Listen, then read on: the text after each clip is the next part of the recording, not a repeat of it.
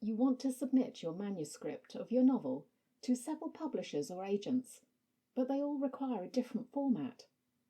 Help! Hi, my name's Juliet, and today I'm going to show you how to deal with some of these issues and still only have one copy of your manuscript in Scrivener 3 for Windows. In this video, I'm dealing with several kinds of changes you might find are required when submitting your manuscript to a publisher or an agent.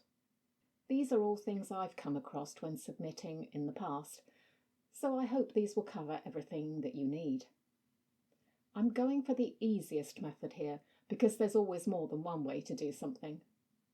And if only one of them applies to you, there are chapters in the description, and you should also be able to see those on the progress bar of this video.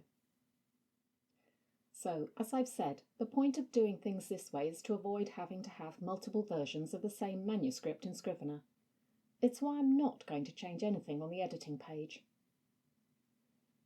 To change the overall font for your manuscript, well, you already have two options in Compile, so make sure those don't fit first. But the easiest way to do this is not on the editing page, it is in the Compile screen. Once you've selected the manuscript compile format you want, simply change the font for the whole document above the central section layout column using the pull down and up list.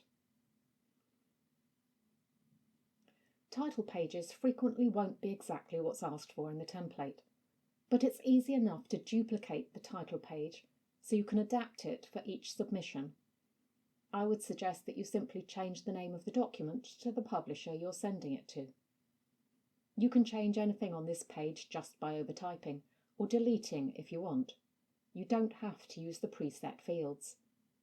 However, be careful about the spacing. Keep it as close to the original as possible.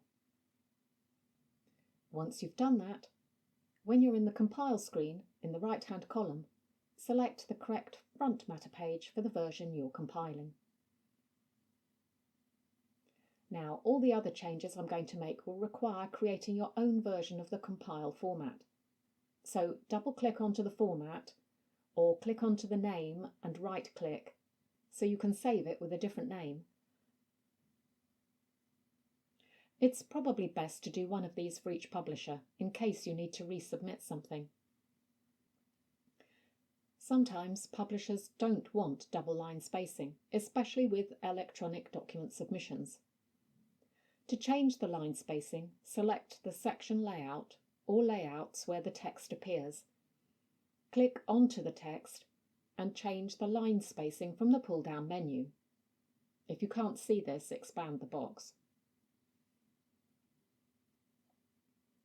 I've sometimes been asked not to force justification, or to do the opposite.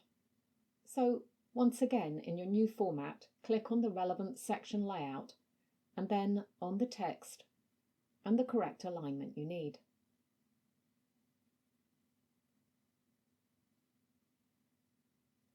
In one instance, I was asked not to have any indented paragraphs. To do this in your new format, click onto the text section of the section layout and drag the indent markers to the margin. If you have to do this, and this will depend on what the submission requirements say, you'll need extra returns between paragraphs, which can be done under line spacing with space after paragraphs.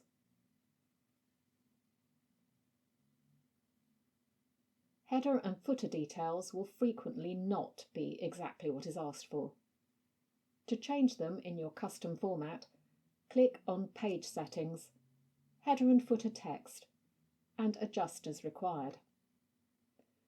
There are some autofills in these which you can move if you need to, or you can take them out completely and overtype them. The three boxes represent left-hand, centered, and right-hand text. For a more general run-through of the novel template, see this video here.